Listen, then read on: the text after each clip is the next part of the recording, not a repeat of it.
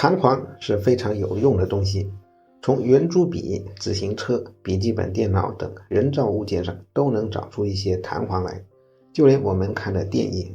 里面也有弹簧的功劳，比如惊涛骇浪、如丝的秀发、逼真的衣服，这些视觉效果都离不开模拟，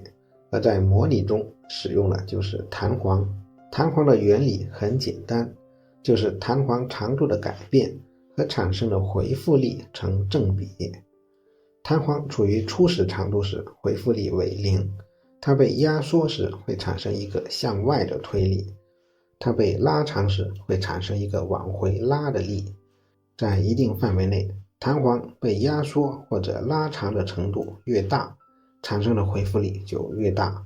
那么电影中的那些效果是如何模拟的呢？我们来看看模拟水面的例子。这里有一个由蓝色小球组成的阵列，相邻小球之间用弹簧连接。这时候的弹簧既没有被拉伸，也没有被压缩，阵列是静止的。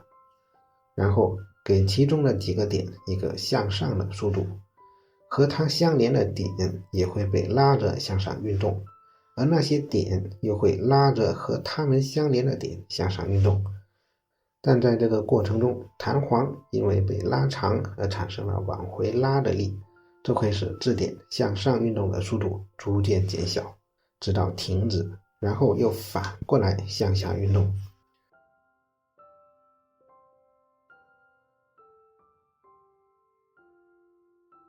如果我们设定动能没有耗损，这些运动会被弹簧逐渐传遍整个阵列，这样我们就模拟了一个波动的水面。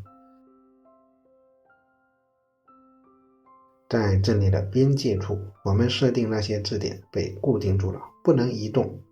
波在到达边界时的反射也被很好的模拟了出来。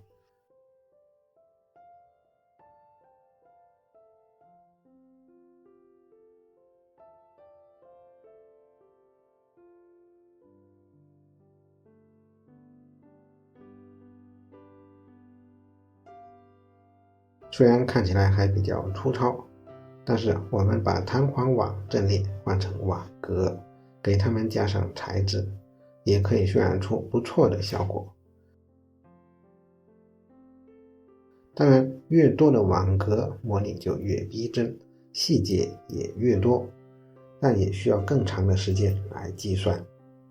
在这个模拟中，我们只用了3个简单的公式：弹簧的胡克定律和2个运动学公式。